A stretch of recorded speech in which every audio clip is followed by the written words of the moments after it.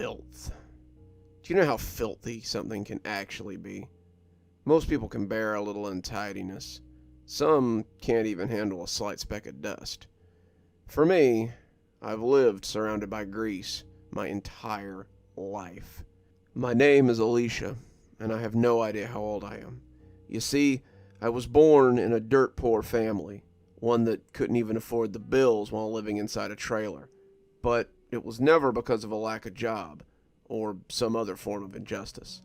My parents were just addicted to spending. The moment money came into their pockets, they had the urge to spend it away for some stupid bullcrap. Not that I'm much better, I barely ever touch money, but every time I do, I get rid of it within the hour. Much more efficient than a serial killer at disposing of bodies. That's what I am, I think. So you know, if they didn't bother taking care of themselves just for the thrill of playing, why would they care for their daughter? I was made aware early on that I was an accident. A rip was the reason I was born, and I got beaten any time they felt like fixing their errors, ripping my skin and my sanity apart. Most of the time I was locked in my room, alone, yet surrounded by all the useless junk they bought. I wasn't showered, almost completely unfed, unchecked as well. I destroyed more stuff than most of you before I could even count. Each time, this earned me a beating because of an excuse like, "This could have been useful." No, it couldn't have been. I was attached to it. Of course you were. That's why you put it in here. But I didn't care, because this would give me some kind of attention. Sometimes, they'd take me to the hospital if the beatings got too much. But I think my parents were kind of important people. That's why the nurse never bothered to ask questions or send me away. Maybe an orphanage was full of other failures. These are the only explanations I have. Most of my baby teeth rotted away, replaced by imperfection that would sometimes hurt. I also decided to cut my hair myself using whatever tools I found inside my room. It was getting hard to feel that weight full of parasites and grease over my head. Then, it lied there for several months until one of them decided to clean it up after the smell got worse. Regardless, my clothes consisted of my father's too big or too malformed body, a cap, too wide for my small head, some shoes that he bought out of compulsion. They hid the misery better than the dresses that my mother gave me. I was looking more like a boy than a girl at that point, but since I wasn't allowed out, who really cared? Over time, though, the health issues started to pile up, especially around my arms. Some wounds got infected, and I had the urge to scratch it away, as the itch was getting unbearable. It wasn't the only area touched, though. Pretty sure I'm sterile now. However, it was the most visible, as I was forced to wear bandages that were in need of change regularly. This seemed to be the final straw for my parents. Maybe, again, I'm not quite sure what went down. Simply put, one night during a troubled sleep, I heard rummaging around in the house. This intrigued me, so I woke up and crawled towards the door. Sadly, I didn't have the strength to back off the moment I heard unknown voices. The two men who burst in seemed gigantic compared to my frail stature, entering the room, and they started grabbing hold of me. A catatonic state, some absolute fear, or maybe a drug. However it happened, I only know I fell unconscious and woke up some hours later after getting yelled at. I felt like my head was about to burst open, yet no tears or sadness came from me. I think this was genuine happiness. I didn't even care about their explanation. Whatever the institute was like, it was sure in my mind to be better than being stuck in a room all day. I could finally go outside. Yeah, so much for disappointment. The only cool thing was that it was a castle, repurposed as an institute.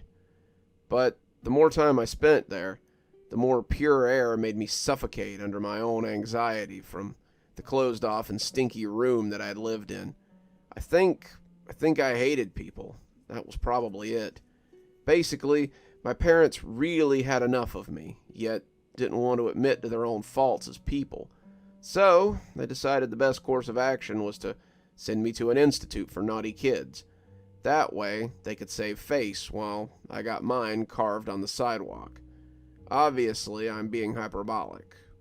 Kind of. But the thing is, this institute doesn't treat any of us as people, just Bad people who need to be corrected. Whether there's an addiction, physical or psychological problems, we get yelled at for it. We're constantly under extreme stress, so I can't imagine how badly it affected the older kids. Obviously, when I arrived, I was immediately made the scapegoat for the others' frustration. Why? Simple. After being forced to wake up from whatever comatose state I was in, my mind was still numb. I was dragged to the office of whoever directs this mess. However, he cut his welcome speech the moment I entered the room, due to the horrid stench that wafted around me. To be fair, I got so used to it, I can't even tell you if I genuinely smell awful or not anymore. His eyes narrowed in disgust and scorn. I don't remember what he yelled about, maybe something about how undisciplined I was. This led to the two men who dragged me in forcibly making me bow by pushing my head down. It hurt. Then my parents complained about me as well, saying how much of a brat I was, referring to that one time I stole money as a good example of my character. Then, all 5 of them yelled at me to answer something, over and over, for God knows how long. Their voices continued to ring in my ears for hours after. Eventually, over my lack of reaction, they decided to take me and forcibly make me shower by trying to strip me down. That's when I struggled. I hate my body, even to this day. There's scars, evidence of lack of nourishment, the filth that corrupts and itches. I don't want strangers or even my parents to see this shameful display, so I punched and kicked and scraped and bit. One of the guys got hit in the eye. It's still visible to this day, so he hit me in the guts, and I don't feel so bad about it. They interpreted my resistance as a hatred of water or something. They got it wrong, but it's not like I expected them to understand, especially if my parents were filling them in on my well-being. Still, I lost the fight and got stripped down. It was horrible to feel myself naked without clothing or bandages to hide my body. What made it worse was their reaction. Disgust, yelling, more insults. I didn't quite get everything because my brain was shutting down. I felt like I was leaving my body behind. It felt nice for a moment before a slap brought me back to reality. I think I was bleeding at that point, or maybe my eyes were just tired from crying. It hurt like hell, but I don't like sleeping. In the end, they dragged me into the dorm with the others, explaining I'd have to rethink my behavior before being allowed to use the shower again. Actually, I think it was because they thought the filth was contagious. That's the first image the others had of me. A new kid with clothes sloppy put back together, too big for, disgusting. I don't think I ever felt shame like that again in my life. At least in the dark little room, nobody had to bear seeing me, and I didn't have to care about their judgment. Now, I had to deal with it. I wanted to shout something. The urge to break stuff came back in full force, especially when I saw that really tall kid, whose name I'd come to know as Conrad Levis, shield a younger girl's eyes, ombre de Flandre, from my vision. I wanted to break his hands. Over the next few months, I never got that bath. What I got, instead, was the right to be the target of every bully here. Everything in this place is violence. Shouting is the prescribed way of talking. If you're soft-spoken, become friends with someone strong. I wasn't really seen as a human here. The nicer kids had looks of pity on their face. The worst ones of hatred, either at my weakness or what I represented to them. Every human is kind of the same. We all feel good because of our similar things, but we're all bad and flawed in unique ways. Mine is that I'm disgusting. Sometimes there was this girl, Maureen Henry, who was being nice to me. She kept calling me by male pronouns, though. Maybe because... No, that's a stupid thought. I never bothered to correct her. I just wanted some of her attention, to think I was worthy of existing. So I accepted not being myself, because being anybody but myself was better, especially since I didn't feel worthy of being a human. Milo, Lillian, Maxwell, Jamie, Florane, they're all outcasts, yet they're either ignored or have someone to take care of them. But me, when I was by myself, not pretending to be anything that I wasn't, I was alone. Alone against the whole active student body, those that partook in every activity proposed by the staff, and that very same staff who made sure that for the longest time I'd stay at the bottom of the Institute's hierarchy. To be fair, unlike others, My parents didn't want me to heal or whatever. They just wanted me gone. These people, they could do whatever they pleased with me. That was when I took notice of a certain guy. He was probably the most violent here, judging by the smile plastered on his face when anything remotely dangerous happened. I'd say he was the closest thing to a sadist I've ever met, but he only took part in a beating when it was directed against me, where he made sure that each one of his punches connected. He didn't hesitate hitting me in nasty spots, too. At this point, I was so used to bruises and filth all over my body that the only question plaguing my mind was, why? None of this action, none of these quirks, nothing at all made sense to me. It all seemed to be monstrous, so there was no way someone this rotten actually existed. As to not lose more of my sanity, I decided to dedicate my free time to answering these questions. To entertain myself, I think, but on the first evening where I started to stalk him, well, he skipped over dinner and stayed alone. I can smell you, you know. Any attempt at being discreet had been shattered in a few minutes. I didn't know what I expected, honestly. The filth was at its strongest. I was scratching my arms every minute or so, as the dried blood and crusty infected skin were all I could feel. Regardless of my cover being blown, I didn't feel any kind of fear, so I simply decided to stop the charade and meet him face to face. That was the first time I'd gotten a good look at him. He was unremarkable at first glance. I wasn't very tall, naturally due to my malnutrition, yet his height was only slightly greater than mine. His hair was dark and healthy, but it was shaggy. His skin was neither clean nor atrocious, a comfortable norm. Also, despite the fact that I knew he could throw a punch, he looked pretty scrawny. It was as if he was made to look as bland and inoffensive as possible. Now that I think about it, I've never really noticed him apart from those bursts of frightening euphoria. He was always blending in with the more violent kids who'd steal the spotlight, or off by himself on his phone. A phone? How stupid of me. It never really dawned on me that him having access to his phone at all times was a red flag. He was the only kid allowed with one outside of downtime. Well, as you'll see, it's more like staff just couldn't do anything about it. Going back to his encounter, his clothes did intrigue me because they looked fancy. A bit too fancy, actually. A white Kodak shirt with jean jacket over it. His pants were some kind of slim design, probably Levi's, and he had beige Timberland boots. There was also some sort of very loose blue and black neck warmer on him. Hand-knitted, I'd say. One that he'd hide his face in when he was stressed. A tick I noticed once when he generally got caught off guard by something out of ear range. Now, apart from the fact that only rich kids would have access to this type of wardrobe in this hellhole, and this rare species would mostly stick together, what bothered me was how pristine and clean his clothes were. Apart from the neck warmer, which was probably done by an amateur, nothing was out of place or damaged, even if the style itself looked a bit too flashy for me. For someone such as me that grew up surrounded by filth, I felt this attraction towards his clothes, a fascination, something I needed to touch. So I stared. I stared at the fact someone in a place like this could keep his clothes so clean, free from any abuse or fights. He took notice of this, bothered with how long I was talking. Are you really so disgusting that you feel some kind of fascination over proper clothing? The moment the insult left his mouth, I snapped out of my trance. I felt his piercing gaze on me, so I looked up. He was definitely unremarkable.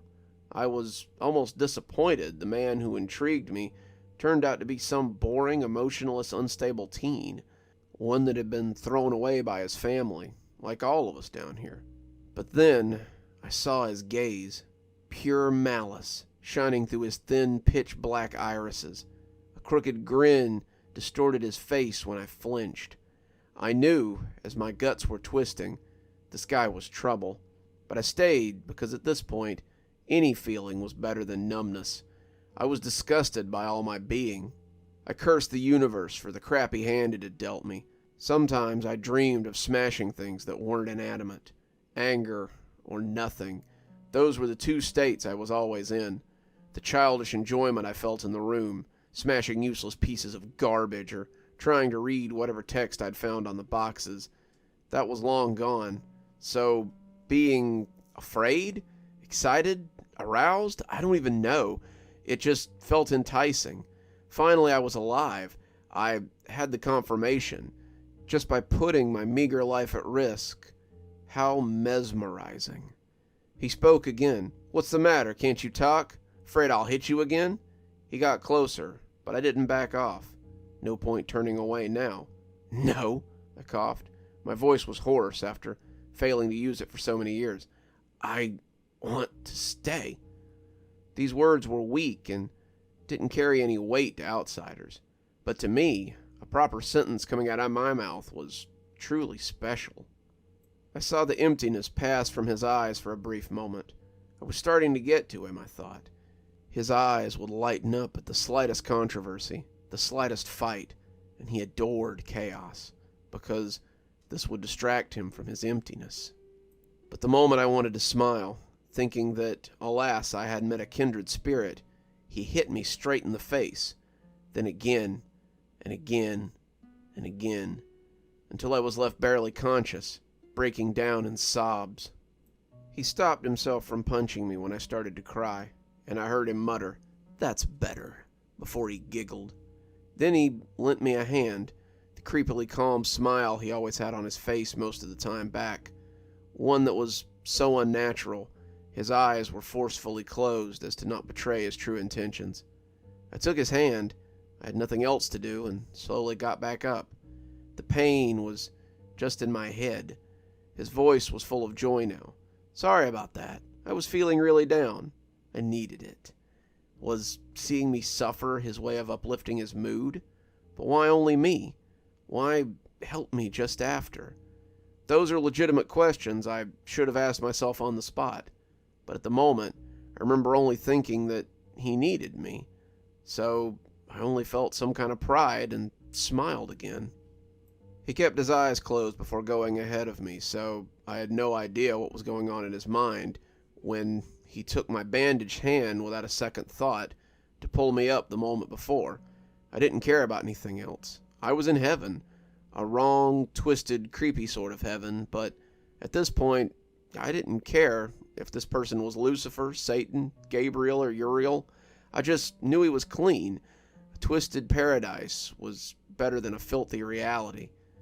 He then looked back, his face still contorted in its unnatural expression. "You stink. You should get a shower." My only thought was that he cared about me. I had even more trouble speaking, due to how hard he had beat me. "Can't," was all that came out. He looked incredulous. Why? No aggression or mockery, just an itch that needed to be scratched. I wanted to tell him everything, but I was too battered up. Some blood came out of my mouth. "Grounded," I stuttered. He laughed. A bit too hard, a bit too forced. "Really? You got grounded so badly you can't even use the shower? On your first month?" So only a month had passed, I thought. Spending all day in a locked room messed up my perception of time. I was feeling like I knew this guy for ages at this point. In reality, we were practically strangers. Maybe I wasn't the only person he beat up for his enjoyment. The thought made me sad. I didn't wonder why I felt sad then. I still don't know, despite my clearer state of mind. In the end, I simply nodded. He clapped his hands together. "Well, that explains it. I thought you were just an uneducated pig, but you're actually not. Let's get you freshened up." The relief I felt at that moment far surpassed any kind of offense I could have taken at the insult. I was about to finally get clean. The filth could go away somewhat, the infection that lay rampant in my itchy body, but I could still feel water on my skin. I craved it, hot or cold. It wasn't important. Then his grip tightened around my arm. It genuinely hurt me due to how sensitive it was, and it made him smile again. "I suppose you do know, though, how things work around here." I was out of breath already. Just the two words from earlier deeply affected my throat. A squeaky, pathetic sound was the only thing I could muster. It amused him. "Answer me," he commanded. I could only let out a yes, almost audibly. Still, it sounded like music to his ears. "Good. I'll let you know what the favor is in due time. I can't actually grasp how long our exchange lasted, because it was actually past our curfew now. The night had settled in during this encounter. I didn't know the layout very well, let alone at night, so I was at his complete mercy. How deplorable of me not to have even felt the slightest amount of fear, instead just focusing on his hand, the same one that had crushed my arm and beat me a few seconds earlier. Was I so desperate for a human connection? Actually, yes. The question was foolish. Surprisingly, though, he actually took me to the shower. In the Institute, there's only the one room dedicated for students. There were specific times for boys and girls, although it didn't matter right now. I already guessed it was forbidden for us to not be in our dorms at this time, but this suspicion got confirmed when I heard a loud scream. It sent me into a panic attack, I think, because I latched onto the boy's arm and buried my face against his body. He didn't budge at the voice, though, nor did he push me away. I didn't understand what this guy was saying. He screamed way too loudly. I just know he was one of those that had shoved me into the shower. "Ah, Pom, pleasure to see you tonight." That was when I lifted my head, as well as my cap up, to see if I was actually correct. He had no fear. He wasn't the slightest bit worried as the big guy approached us. He even humored him. I found that amazing. I couldn't even register what the other guy was yelling, too busy admiring the man in front of me. "Listen, Pom, I'm just showering the newbie here. He couldn't get a shower in his first month. Let him have that at least, all right?" Oh, he thinks I'm a boy. I couldn't care less, just like I didn't listen to a single thing this Pom guy said. I did become concerned when he started to grab me by the shirt. He wasn't. "Oh, Pom, calm down, man. Don't you remember our deal? No ruckus when I do illegal things. You wouldn't want your little hobby to be revealed to everyone, now would you?" The man spit back aggressively while trying his best to remain composed. "Listen here, you little shit. You're lucky you're not alone.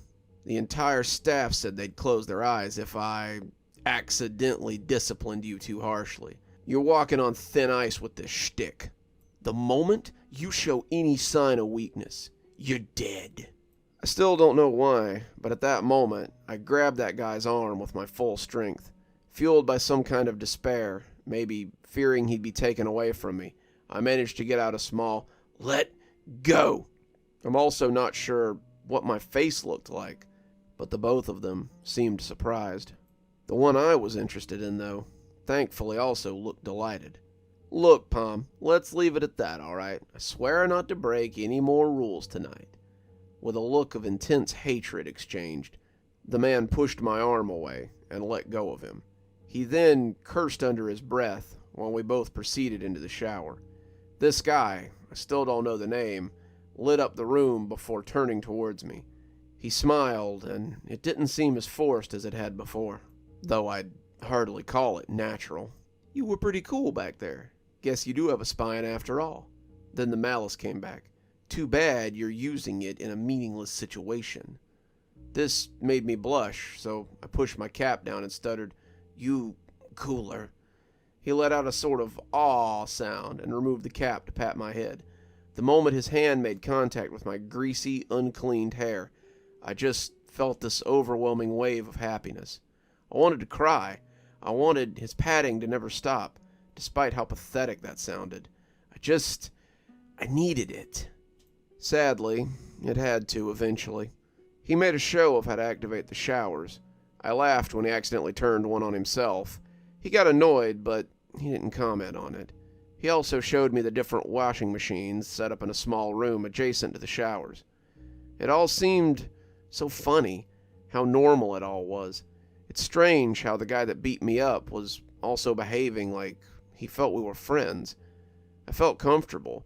The bruises he'd inflicted on me today, the cuts from years ago, the constant filth, all that pain was gone just by casually talking to him.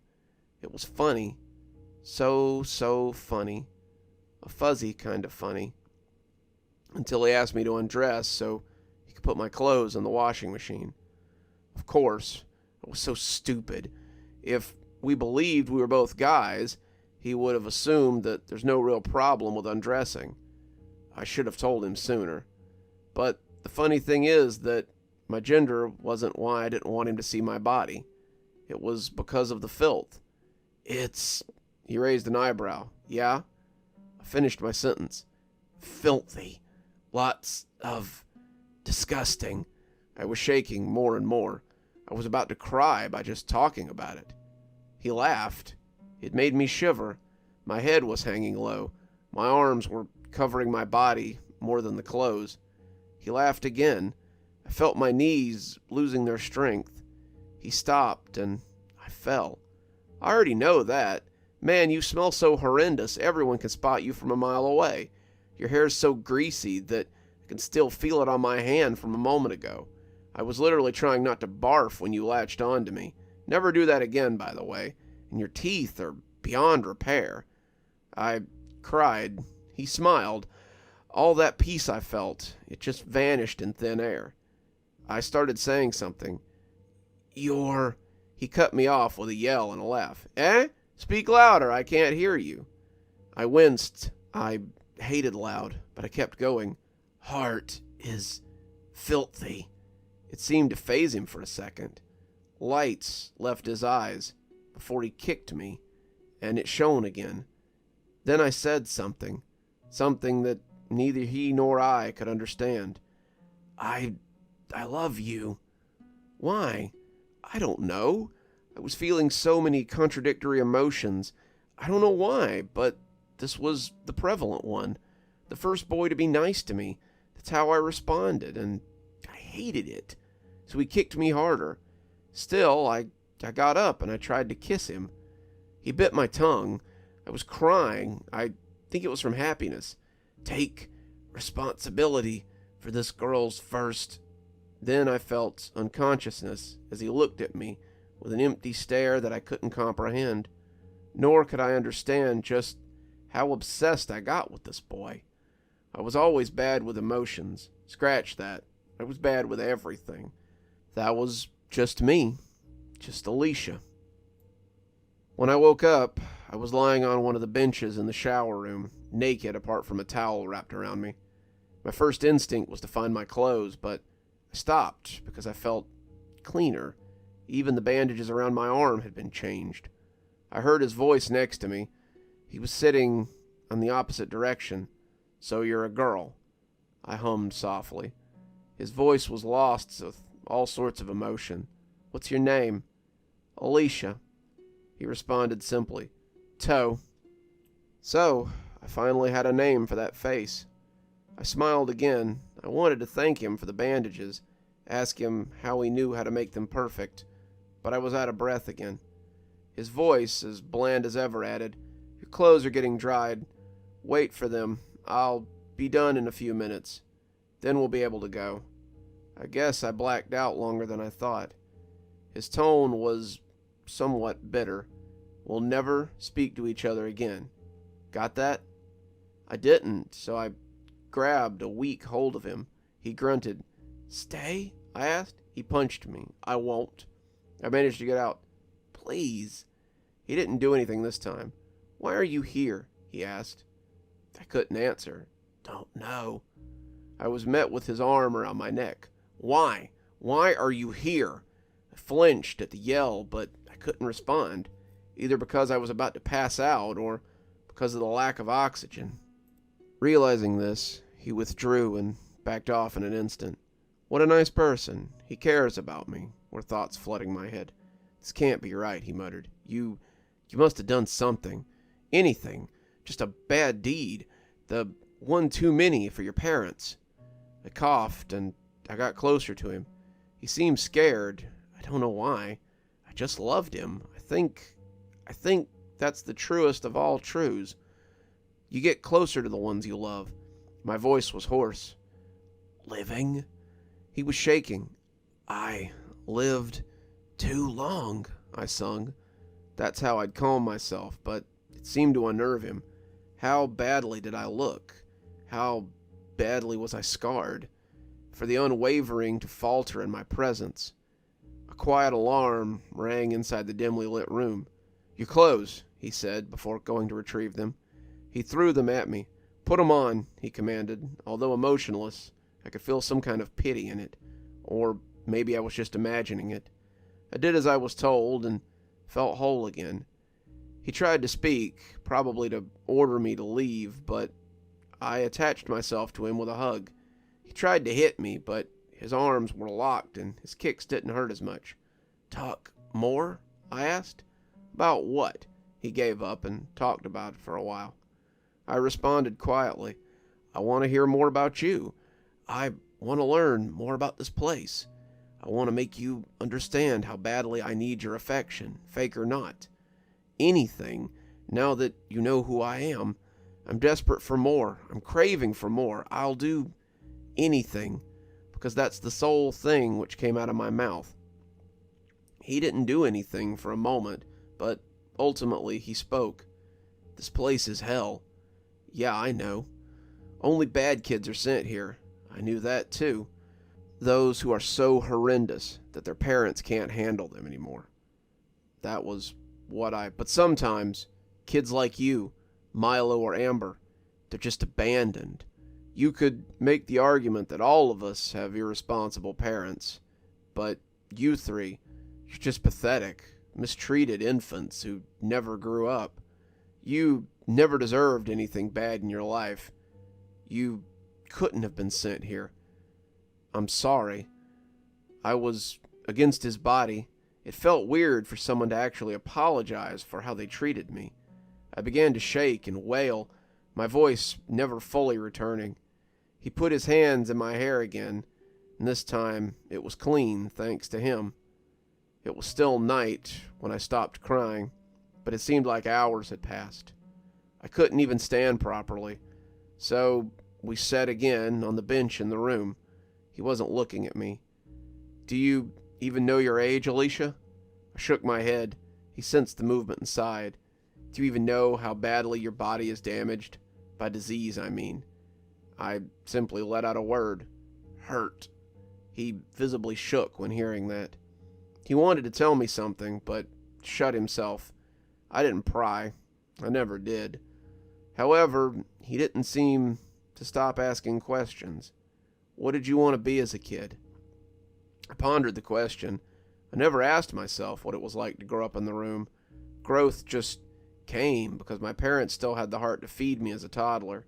They didn't care, but they weren't monstrous enough to just let a baby die in their house. Or maybe it would have been too inconvenient. I don't know. Do I even remember my parents correctly? Everything just blends in my heart and my head, even more nowadays. After a long silence, I simply said, "Happy." He shuddered. "Musician?" Having in my mind that little box I'd played for hours at the end of the room. There was another drawn-out silence, one I decided to cut myself. "You? How?" He turned to face me with that same forced smile he'd worn at the time. Did he even do it on purpose, I wondered? Well, I could tell you, but there's not much point. How I came to be sent here, becoming obsessed with violence, drama, conflict, finding out secrets. There's no reason, whatever the reason, I desperately needed to hear to feel closer to him. Yet, it's just a story I'd use to earn sympathy from you. I didn't mind. I've done it multiple times before screwing the person over. But you three, I can't bring myself to hurt you anymore. So, it's better that you don't humanize me too much. I prefer to play the unredeemable sadistic monster. Like a creepy crawly, I went on top of him while he was ranting. I just craved his affection. I needed it more and more. I wanted to kiss him again, just to feel it. Maybe do like the parents did sometimes after a big fight and make up. But he punched me away again. His face lit up in a smile as he saw me wince before looking horrified. I didn't understand why. I didn't mind. It was starting to get stale, though. He didn't give in to any more grand theatrics or maniacal laughter. He was starting to get boring. Maybe if I told Maureen about my real gender, she'd love me in a similar way. Maybe those rich kids would too. Are guys that aren't sadistic actually able to love me? Writing these thoughts down feels weird, especially since I'm still attracted to him.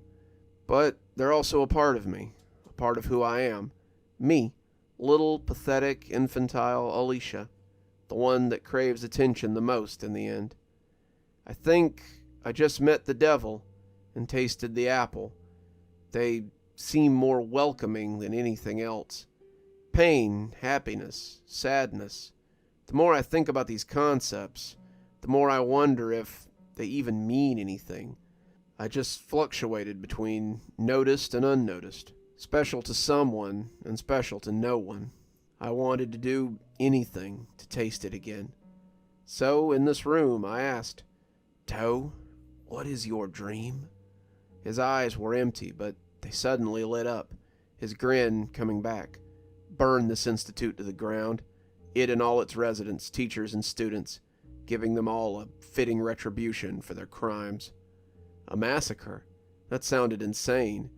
I guess it was, actually. But I muttered, "Need help?" His face contorted even more, a mix of horror and jubilation. The joy creeping to his face was clearly his dominant feelings. However, he said, "Don't kill anyone. Let me handle it. Just watch on the side." I don't understand why. I didn't even bother to ask why he wanted to do this, but I agreed regardless. That's when we finally left the room. He showed me the way back to my dorm, and we parted ways. For the following weeks, I didn't encounter any more trouble. I was free to shower, to clean myself, to even brush my teeth. I still had the infection, but I could mitigate them, and I was happy. I think I can proudly say I'm easy to please. The life at the Institute was still punctuated by harsh reprimands, insults, violence, but I found a sort of newfound joy in this. I even got along better with Maureen, so I felt on top of the world, despite spending most of the day getting beaten. It was funny.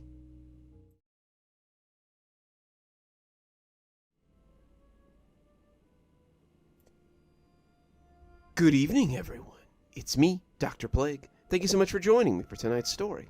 If you're too spooked to go on, then I'll understand if you want to bail out now.